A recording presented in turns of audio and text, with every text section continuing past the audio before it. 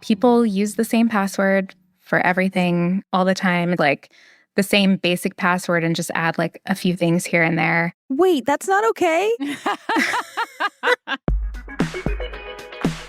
I'm Christine Sear-Clisette. I'm Kyra Blackwell. I'm Rosie Guerin, and you're listening to The Wirecutter Show.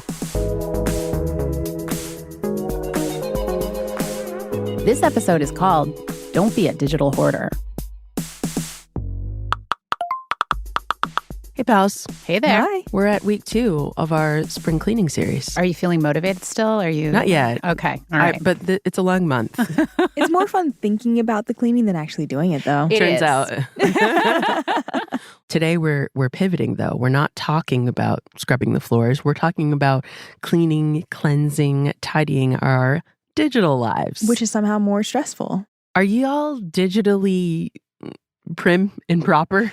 I feel the appearance of me would be that I'm prim and proper. I would assume. But I'm a hot mess digitally. You're a digital hot Honestly, mess? like I'm a hoarder. But every Oh. part of your life outside of that is perfect, so we'll allow it. We'll allow it. Everybody's got something. Yeah. What's going on with your digital life? I think I'm kind of like digitally sloppy. Like I don't erase emails. My phone is completely full.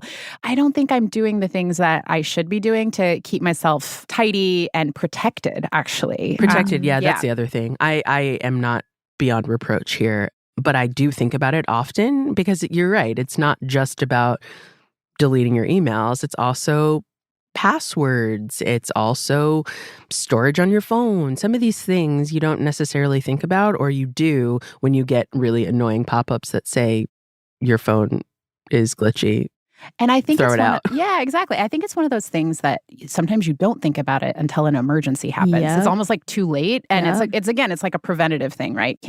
What can you do now to keep things tidy? I'm telling myself, in order to keep that bad stuff from happening. Yeah, that's why we're going to be bringing on Caitlin McGarry, because she knows all the things to do to keep your digital life in order. She's Wirecutter's senior tech editor, and she edits all of our coverage about computers, phones, and digital security. So she knows a ton about digital hygiene. I like Caitlin too because she's not judgmental. She's just going to take us all gently by the hand and show us a world where we are not encumbered by the number of emails in our inbox. Yeah, That's right. She's firm but loving. I love it. Well, let's find out. After the break, Caitlin is going to talk with us about our phones. If you're annoyed by your phone, if it's acting slow, if you keep getting annoying pop-ups that say storage full, or if it seems like it might be dying, you want to listen to this. We'll be right back.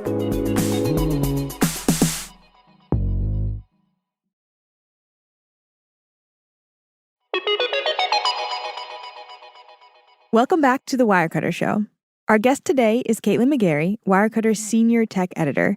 She's reviewed technology devices, including Apple products, phones, and wearables for over a decade at this point. And before she worked at Wirecutter, Caitlin oversaw consumer tech coverage at Gizmodo. Caitlin, welcome to the show. Thanks for having me.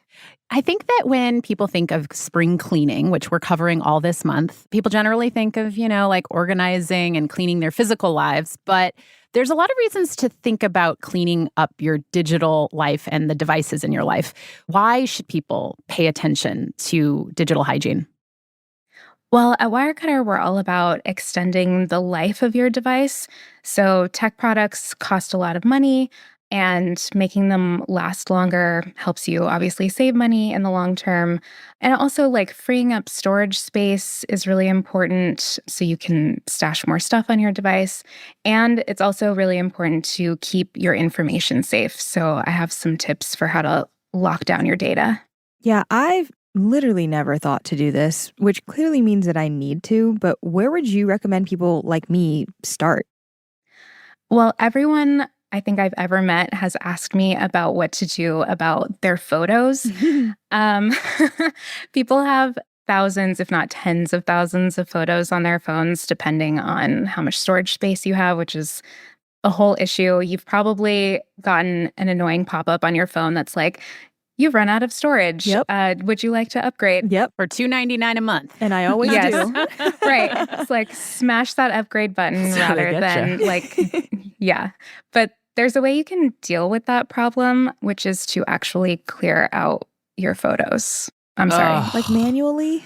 No. Manually, you got to do it. Taking some time to just clear out your screenshots or duplicate photos will go a long way. And then what we recommend, you get those reminders. On this day, you took this photo. So going through like every photo you took on a specific day over the years and just deleting the ones that you don't need, or you took like 50 photos of the same exact thing from like slightly different angles, that can be really helpful. Or your kid took 50 pictures of their face. Relatable. Well, what if I need that random meme that I saved at 2 a.m.? I mean, keep the ones that are important to you, Kyra. I'm not judging. I love that Just delete the Caitlin's other like, ones. There's something that you can do about all this. Do better. Just like change your behavior and do better. It's a small tweak, but it goes a long way. You also had some advice about backing up your photos on a separate hard drive, right? Yeah. So if there are photos that you want to save, but like you're obviously not needing to look at them all the time, you can just offload them to your computer and then store them on an external hard drive or upload them to a service like Dropbox, just anything to get them off your actual phone to free up storage space. Are there automatic ways, Caitlin, you can find what those duplicate photos are in, let's say, an iPhone so that it becomes easier to go ahead and batch delete them? So on your iPhone, there's a screenshots folder. So it automatically sorts all of your screenshots into one folder. Like I just looked and I have over 400 screenshots and I don't even know what any of these are. So I'm just going to go ahead and delete all of them like right now. Bold move. Yeah, that's where all Kyra's memes are. Yeah. So Kyra, you're going to have to go through all of those to save your cherished ones. No. But that will go a long way toward freeing up some space. Okay, so then let's say I have been really rigorous about trying to delete photos of my friends and family and cherished moments. And maybe I haven't done a great job, but I've done my best. And I'm still getting an alert that I'm out of space and need to buy more. And it's really annoying. What do I do then? Yeah, so on your phone, under settings, there's a tab called storage, and you can just open that and it'll tell you exactly what's taking up so much space. So in my case, I looked this morning and I have like an incredible amount of saved messages that I don't need. So you can have your phone delete every message that you've sent or received like after a year, and you'll be surprised how quickly that frees up storage space. But you might have also saved a lot of podcasts that you've already listened to. You don't need those anymore, or like a lot of playlists that you don't need. So you'll be able to see exactly what's taking up so much space and then decide what to do about it. I was today years old when I realized that when you download stuff off of Spotify, it goes to your phone. That's definitely common sense. But I was like, yeah, it's just going to the ether. I don't know. No, I don't think it's common. I don't think it's commonly known, though. Like, I recently did look on my phone and realized how much of my storage was being eaten up by things like old text messages and like podcasts I downloaded. So I think it's actually pretty common. I've also read that if your battery health is less than optimal, that can also be slowing down your phone. Is that true? Can you tell us a little bit about that? Yeah. So the older your phone is, the older the battery is. And after a certain point, your battery just degrades. And so you'll notice that it doesn't last as long after you charge it. Newer iPhones and some other Android phones have a way to check to see what your battery health is. So it'll tell you, like, your battery health isn't great. It's time to get the battery replaced. And that is much cheaper and easier than buying a whole new phone. How do you know the battery health isn't great? Like, what are you looking for that kind of would indicate, it may be time for a new battery? On an iPhone, if you go into settings and battery, you can see an option called battery health. And you just tap on that and it'll tell you, if it's normal, if the battery needs to be replaced. The maximum capacity when you buy a phone should be 100%.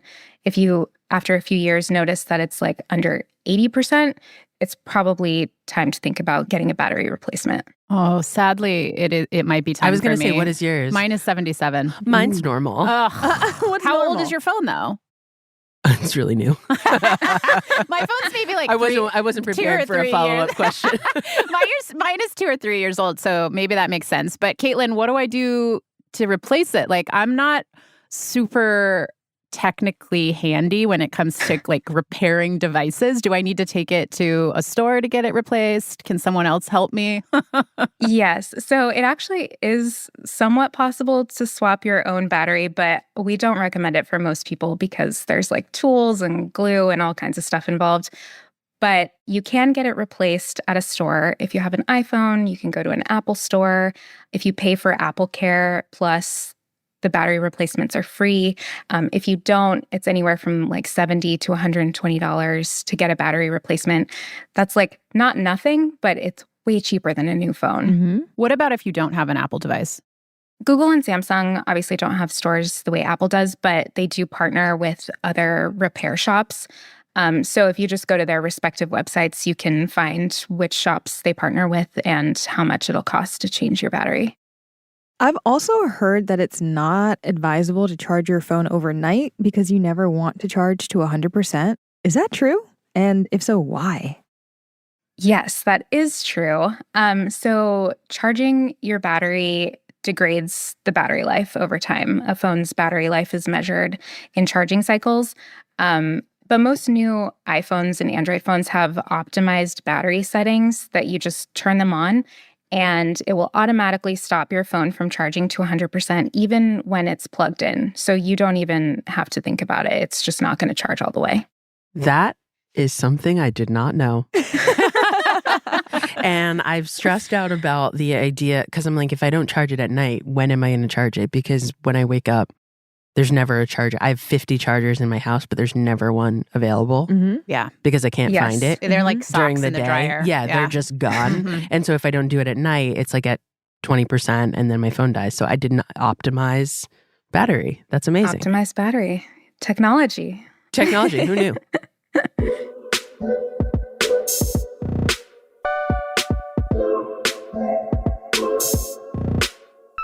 So what about cleaning the phone itself? Because I feel as though our phones are kind of grungy.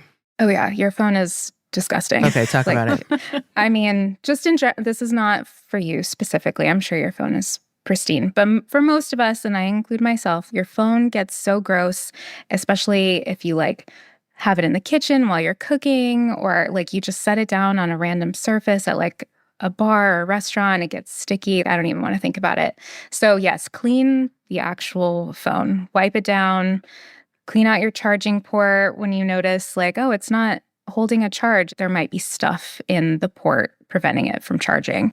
So just little things. Little things make a difference. What do you wipe it down with? Is it just a damp cloth or what do you use? Yeah, it can be a damp microfiber cloth. The companies recommend 70% isopropyl alcohol wipes, which are super cheap and common. So nothing too over the top, just basic maintenance. While you were talking, I started to look at my phone and this is absolutely foul. Really? Just alarming. What are you using to pick at the port, though? Right now I'm using a push pin, which is probably not advisable. Don't tell Tim Cook. maybe just a toothpick.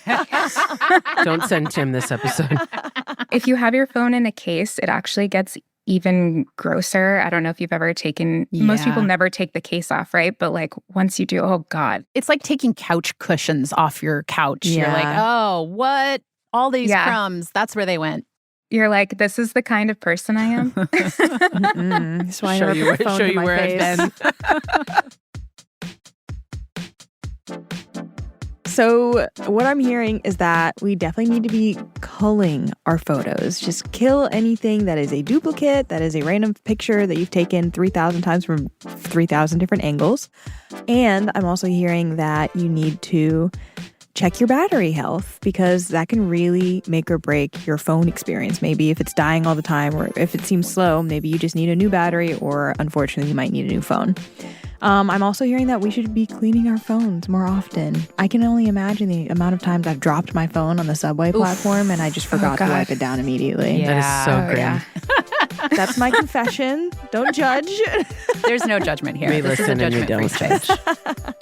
And we will also link on our show notes to some super helpful guides we've got on the site right now for organizing photos on your phone, optimizing your battery, and cleaning your phone. We're going to take a quick break, and when we're back, we will talk a bit about the biggest digital hygiene problems people have and some of the easy things you can do to make your devices safer. We'll be right back. I'm literally pumping Purell onto my naked phone.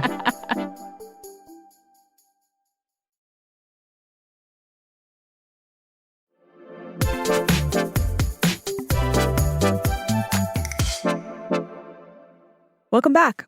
With us now is Caitlin McGarry, a senior editor at Wirecutter who covers tech, and this episode is all about digital hygiene. Caitlin, if you had to say the biggest issue that people have with their digital hygiene, what would it be? I would say passwords, for sure. People use the same password for everything all the time. It's the easiest thing to remember, right? If you use like the same basic password and just add like a few things here and there. Wait, that's not okay? I can't with you. I thought you said, no, but I thought when you say that people use the same password, I thought you meant literally they use the same password.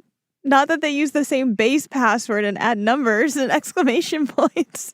Kyra. Get out of here, Kyra.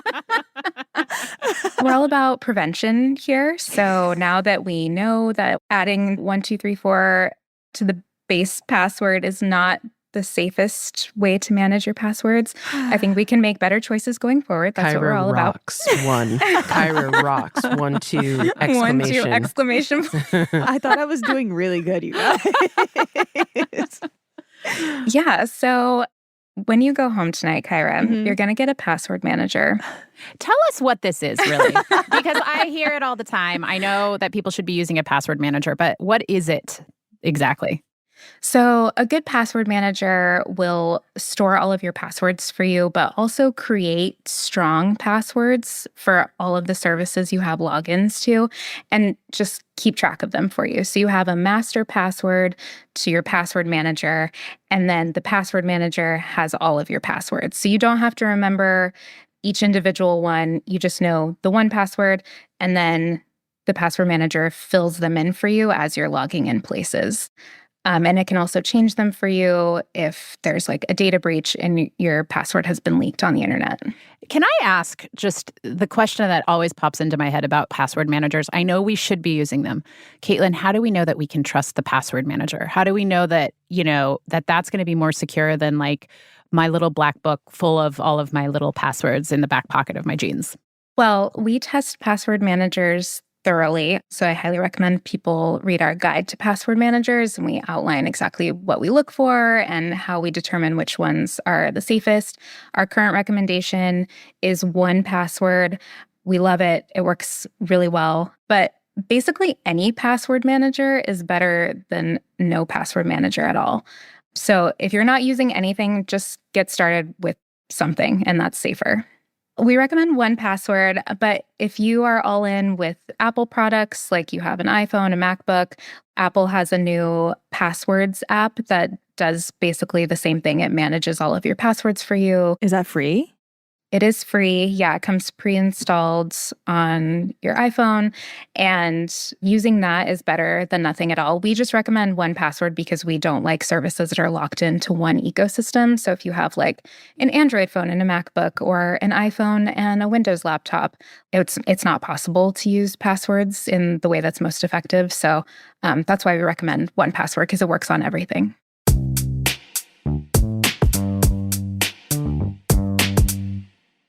So now that I've learned that I've been doing passwords incorrectly, if I am worried that one of my exact same passwords have been leaked, what should I do? So change your password immediately. If you have a password manager, which you're getting tonight when you go home, Totally. it will change it for you and store your new secure, strong password. You can also monitor your credit just to make sure that someone hasn't gotten a hold of anything that they need to like open new accounts in your name or something like that. You can check your credit for free once a year at annualcreditreport.com, or you can pay to see your credit score at various places. So just keep an eye on that stuff. But yeah, changing your password immediately is pretty much like the pro tip. And then how often are you changing your passwords just to switch it up? Oh, I'm changing them daily, you guys. I'm a pro over No, here. you're not. No way. No, you're not. I change them whenever I get like your information has been leaked. I'm like, all right, let me take some control here.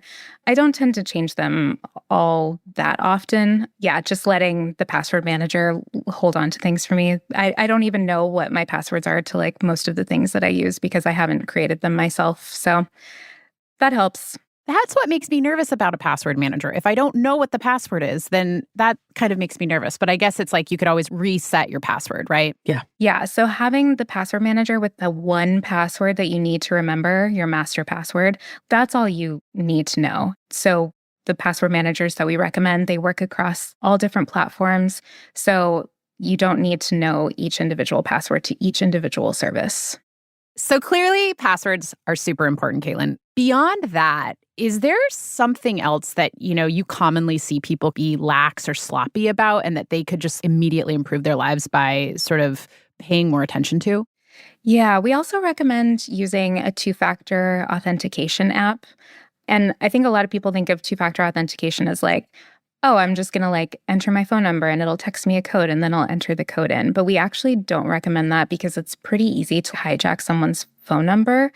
So we recommend using an app. We currently recommend Duo and Google Authenticator. And that way it'll just send a code to this app on your phone and then you can enter the code and log into your account. And if you have an Apple or a Google device, they both have Find My network. So like the ability to find stuff that's attached to your account.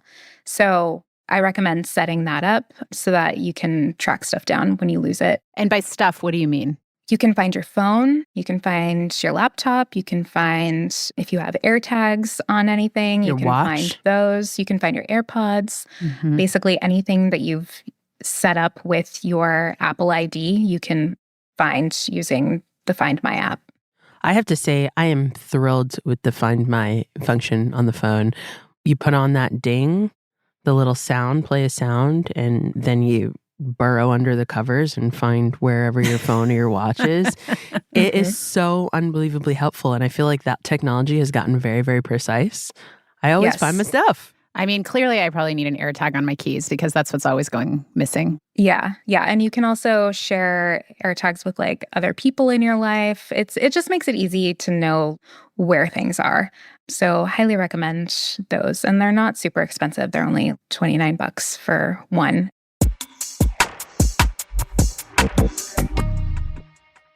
It feels like emails specifically pile up and there's just no way to cut them down. I know that my email inbox is probably in the tens of thousands at this point. So what advice do you have for people who just feel like it's past the point of no return with their emails? I relate to this so much. Yeah, me too. Yeah, I feel like email is something I'm always struggling to stay on top of as well. Like, I find that filtering things into specific folders is really helpful. I sign up for a lot of retailer mailing lists just to get like discount codes and stuff, and remembering to unsubscribe or having the Apple Mail feature that will unsubscribe for you, just remembering to do that on a regular basis is really key because like I don't need all of these promotional emails. And the emails that you get that are actually relevant and that you need to read are, I don't know, at least in my case, like it's not that many. What you're saying is you don't recommend just letting it go and waiting till whatever comes after email gets popular and catches on? We thought it would be Slack, but that turned out to be worse. Now it's Slack and email. Yeah. So I don't think email is ever going anywhere. Like I it's like just email. the most effective. I think it's great. Have you For looked at your what? inbox recently? Oh, it's got over 50,000 messages. It's full of junk. Oh, God. When you run out of space, you can still just upgrade to more space. We know there's an issue psychologically with just letting this pile up into the tens of thousands and sort of turning an eye and pretending it's not happening. But is there an issue from a digital hygiene perspective, Caitlin, of taking that approach? No, I mean, you might eventually like run out of space. I think right now I've used like 6 gigs of the 15 gigs that I have in Gmail. And I've had my email account for I'm not even going to say how long. So I think it's pretty tough to actually reach like the storage space cap on your email. Oh, I'm trying. So is it just about, is it just about sort of taking a guess of how long you're going to live and then putting And then that just up divide against, it, divide that by the gigs you have? Totally. Yeah. It's the most effective way. I mean, I think the only problem is that like you might miss emails that are like extremely important if you don't stay on top of like the things that you're subscribed to and whether they look like legit, or you may be at risk for falling for like a scam email if you're not on top of it, because the scammers are getting really sophisticated and the emails they send can look like very similar to legit emails. So if you don't stay on top of things, you might be more susceptible to stuff like that. But otherwise, it's just totally psychological. I think for your mental health, you should curate your email a little bit. Okay, so don't look behind. There's only ahead. Anything That is not what she said. No, that's what I'm hearing.